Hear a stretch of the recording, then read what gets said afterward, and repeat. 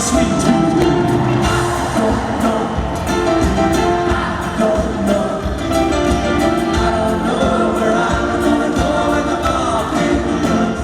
classic rock fans, I'm reporting a couple of days after seeing the Doobie Reefer tour of 2025. That's the Doobie Brothers along with the Coral Reefer Band summer tour that's been going on this year. The Coral Reefers, of course, Jimmy Buffett's backing band, they are on their first tour since his passing in an effort to honor his last statement to the world, which was keep the party going, and they did just that. As soon as I saw this tour was announced, I knew I had to go because I really wanted to see the Coral Reefer Band. I have missed hearing that music on stage. And I also really wanted to see the Doobie Brothers because they had Michael McDonald back in the lineup.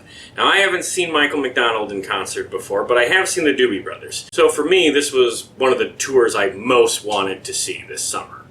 And I'm really happy I got the chance because neither band disappointed in the slightest. This was an awesome show. So before I get into the set lists, I'll tell you a little bit about the experience itself. This show was at the American Family Insurance Amphitheater here in Milwaukee, otherwise known as the AmFam Amphitheater, which is one of Milwaukee's largest venues. This is where the big summer tours that roll through play. This is where the headliners at Summerfest play. So it's a big venue, and I gotta say, despite how much I like the venue, it was probably the wrong venue for this tour because there were a lot of empty seats. The back section, the lawn, was almost completely empty. I don't think I saw anybody up there. And then the second farthest back section, the bleachers, were also almost entirely empty. But it didn't start off that way. There were definitely people who bought tickets in that section. I was one of them. And I bought tickets in that section because this was one of the tours that Ticketmaster did their $30 deal this year. It's a rare good price for Ticketmaster, so I jumped at that opportunity to get relatively inexpensive tickets to this tour. And I had a good seat in the bleacher section. Well, we get there, and almost as soon as we get to our seats, we are approached by an usher who had a handful of physical tickets, and she invited us to take an upgrade to the front section. That has only happened to me once before in my life. It was all the way back in 2010, and it was when my brother and I went to Chicago to see Roger Waters perform The Wall in its entirety at the United Center, which was part of a 4-night residency he had there. We got to the venue super early, and we were in our nosebleed seats way high up. Just by luck of the draw, an usher came over to us and gave us 2 complimentary upgrade tickets to a 100 level section seat that was like right next to the stage. It was so cool to have that happen. It made an already great concert experience one of my favorites ever.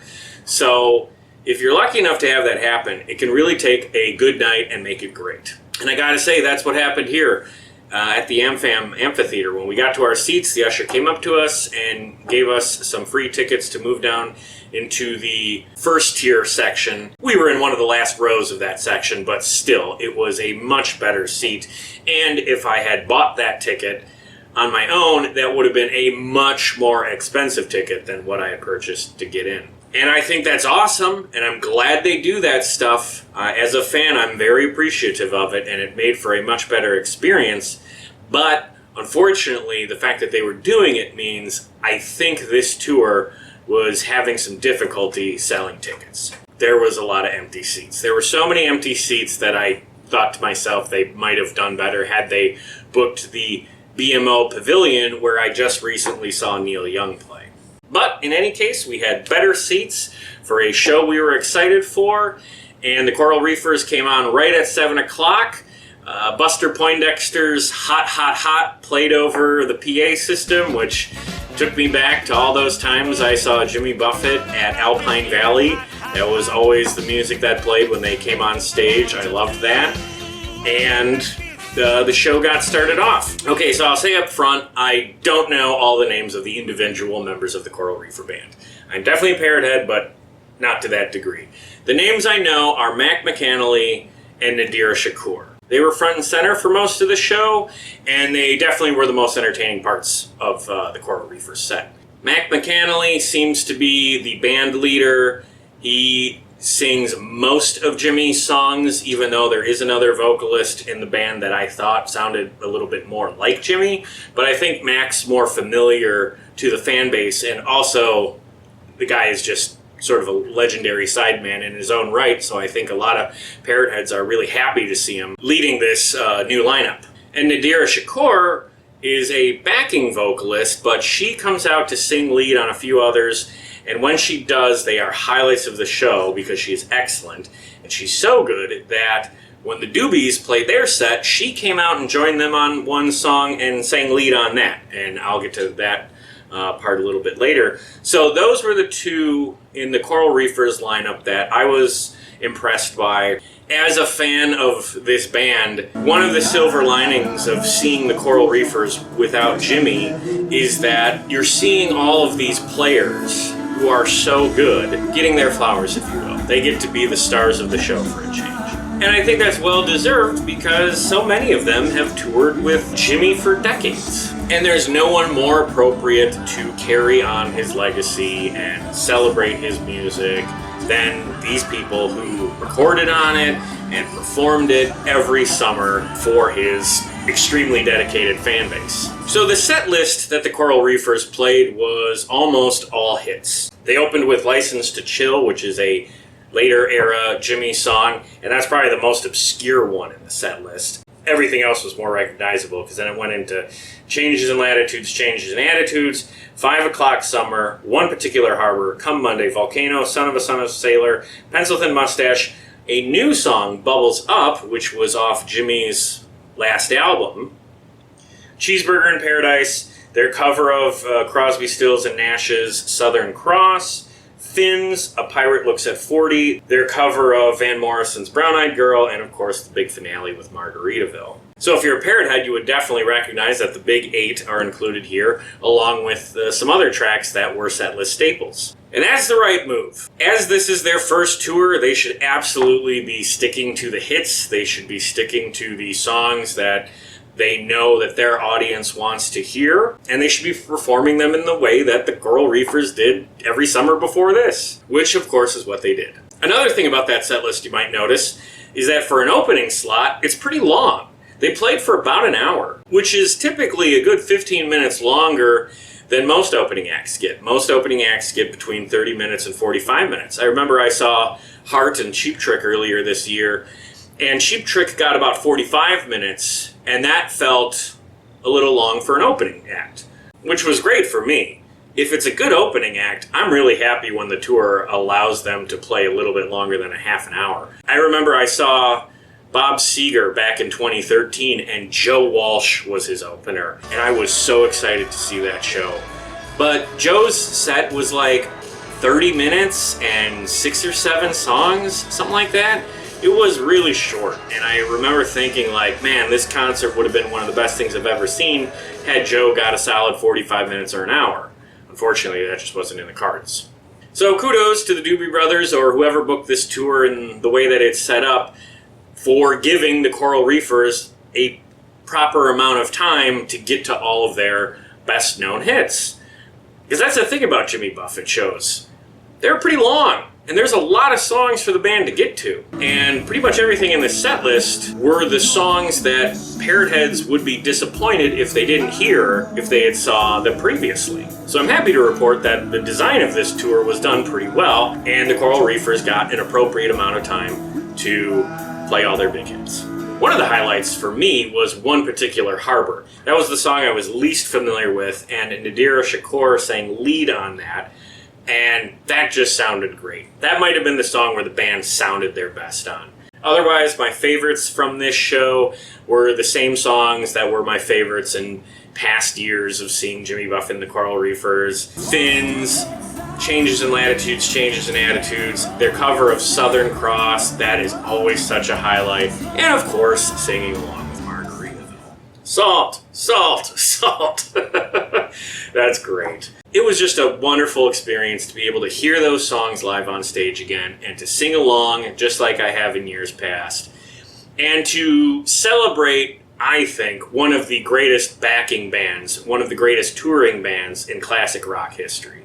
I think the Coral Reefer Band is as good as any backing band out there. The E Street Band, of course, holds a special place in my heart, but the Coral Reefers are right up there. And again, it's sort of bizarre that they're continuing on without their leader, Jimmy, but it just goes to show what a strong catalog he had and what good players they are, that they can continue on.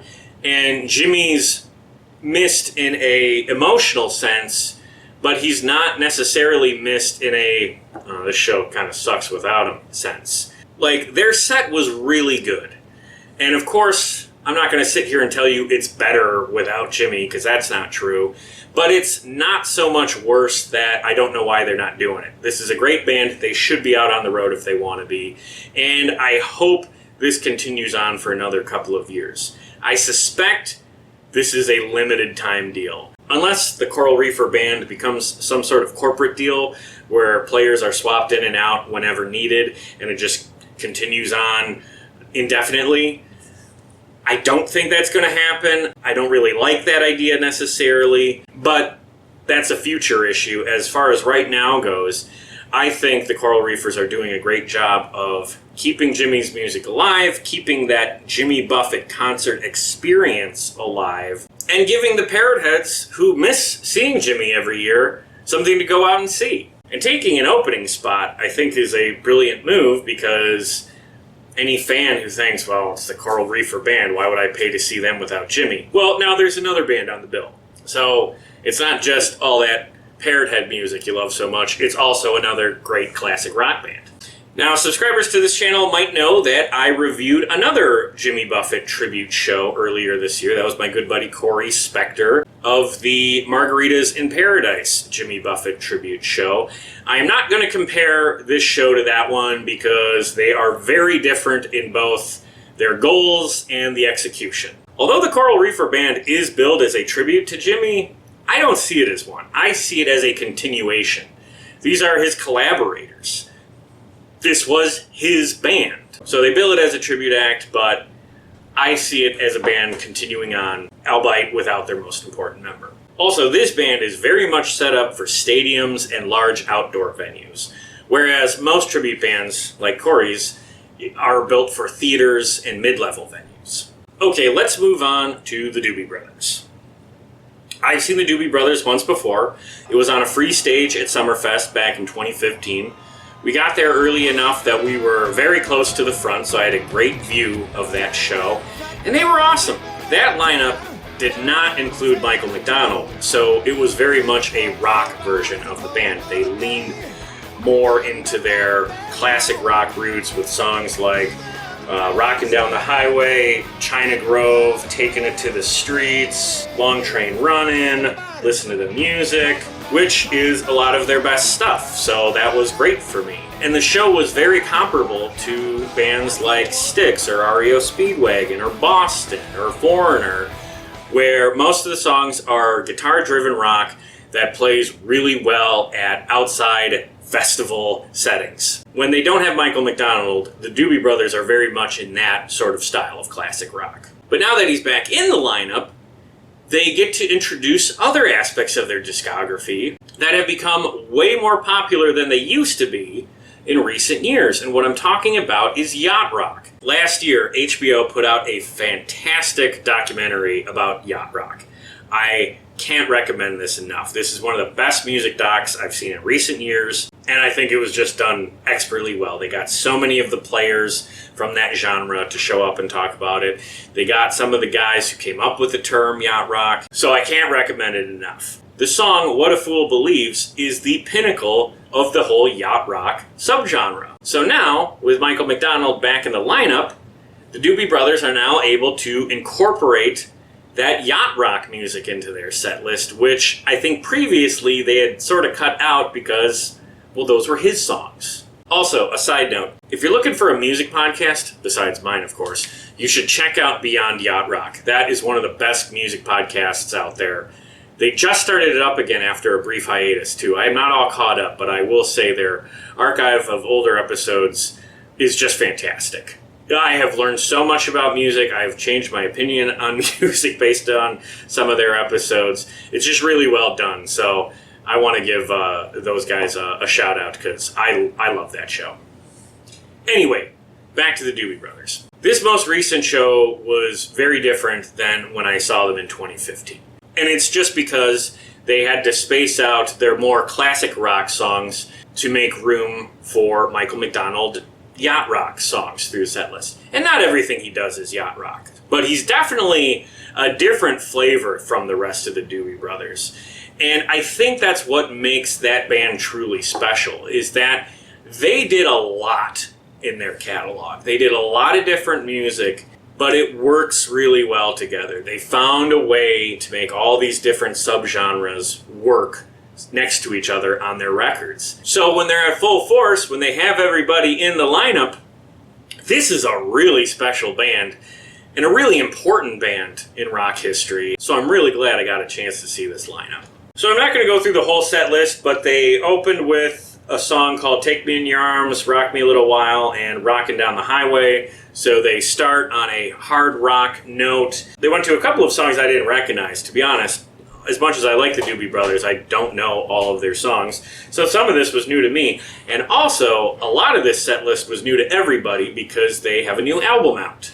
And I'm happy to say, of the new songs, I think I liked every one. There was only one song from the new album that they played that I wasn't crazy about. It was called Angels and Mercy. It's not bad, it just didn't stand out. The best song from the new album that they played was probably the title track, Walk This Road. That's the track that Nadira Shakur from the Coral Reefers came out on stage to sing with the Doobies, because on their album it's a duet with Mavis Staples. So I really enjoyed that because I think that song was my favorites of the newer tracks, and it was just really cool to see Nadira get another moment in the spotlight. About halfway through the set list, Michael McDonald sang Minute by Minute, and that's one of those yacht rock tracks that they did not play when I saw them in 2015. I really like that song, so again, this is why I'm so happy that Michael McDonald is back in the lineup. And then as far as the hits go, this set list was extremely backloaded. Almost all of their biggest songs were played in the last third of the show. This is the last third. You had Jesus Is Just Alright, which is such a great song. I forgot how much fun that song is. It's such a simple song, but it's one that gets everybody up and dancing and singing along. I really enjoyed that. Afterwards, you get What a Fool Believes, which of course, again, is the definitive track of the whole yacht rock subgenre. And that stuff aside, it's just an amazing piece of music. And getting a chance to hear Michael McDonald sing it, dude is still really good, you know? So that was a real treat. The man has not lost a step vocally. He is not front and center when he sings. He stays at his piano, and that might have been my one minor criticism about the show, is that Michael McDonald is back in the band, and it really feels like he's back in the band. In the sense that he's at his piano the whole show. He doesn't get up and come to the center of the stage at any point, even when they're doing band introductions. He comes out for the final bow, but that's it. Part of me thinks it wouldn't have been inappropriate to have him be up front a little bit more, because no disrespect to the other guys in the band, but Michael McDonald's a genuine superstar. Doobie Brothers are very much in that class of bands that are sort of anonymous. Like, I know the other guys' names in the band, but most people don't. Except Michael McDonald. He's the one who broke through. He had a massive solo career. And I'm not saying you should turn this lineup into Michael McDonald and the Doobie Brothers. That would be a mistake. That would be a huge mistake. But I do think there's nothing wrong with acknowledging that you do have a superstar in the lineup, and maybe it would have been nice, for him to come out front a little bit more. But, that might be his preference. I don't know what he's like at his solo shows.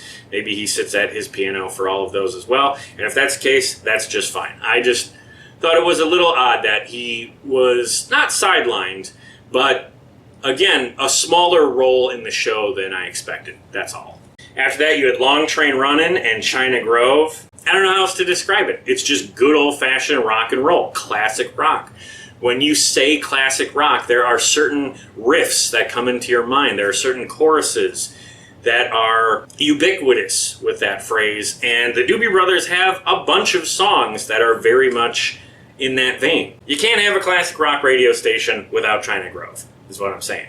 And then that was the last song. After that, they went off stage for a short break, and they came back for their encore, which started with Black Water. That's a special track. That's one that everyone in that amphitheater knew. Like, sometimes you'll hear an entire audience vocally react when a song that everybody loves gets started. And Black Water is sort of a quieter opening, and as soon as the first few notes were played, like, I could hear people around me, like, sighing in happiness, and, you know, if they weren't standing back up.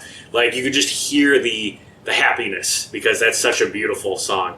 So that was a cool moment, too. After that, their sax player went over by Michael McDonald, and while he was on keys, the saxophonist played Amazing Grace. And I thought, oh, that's a little different. I haven't really seen anything like that before. And although I enjoyed it, maybe I would have swapped that with Blackwater, because people en masse sat down as that was going on.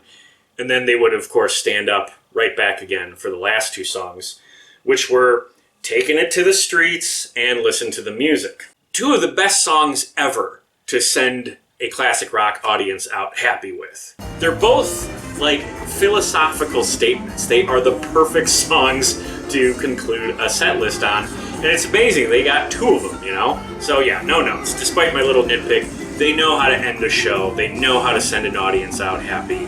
Those are the absolute right songs to do it with, and it was the conclusion of a very enjoyable evening. I had a great time from start to finish from both bands, and it's one of my favorite shows for the year, for sure. So I don't know how many more dates this tour has, but if it's coming to your neck of the woods, I would really recommend going to see it. But as far as seeing these bands on their own, well, I don't know what the long-term plan for the Coral Reefers are. I suspect they're going to tour for the next couple of years, but given the age of everybody in that lineup, you can't assume that this is an indefinite thing. And if you're a parrot head who's been missing hearing that Jimmy Buffett music live on stage, you absolutely got to take a chance to see them whenever you get one. And then as far as the Doobies go, well, hey, if Michael McDonald's back in the lineup, that's the best version of the band. So if you're a Doobie Brothers fan, yeah, don't skip this, because, again, I don't know how long Michael McDonald is going to be with them. So if you want to see them with him in the lineup, this is your chance. Otherwise, if you've seen the Doobie Brothers or the Coral Reefers in concert recently, please tell me what you thought about those shows in the comments below. And that's all I got. Thank you very much for watching this review. Please check out some of the other reviews I've posted on this channel. If you're a fan of classic rock, I guarantee I've reviewed a show from a band or artist that you're a fan of. And if you are that fan of classic rock, please check out the podcast I do. It's all about classic rock, and we're coming up on our 100th episode, and that is going to be awesome. So please stay tuned. Otherwise, thanks again for watching. Keep the party going, and fins up.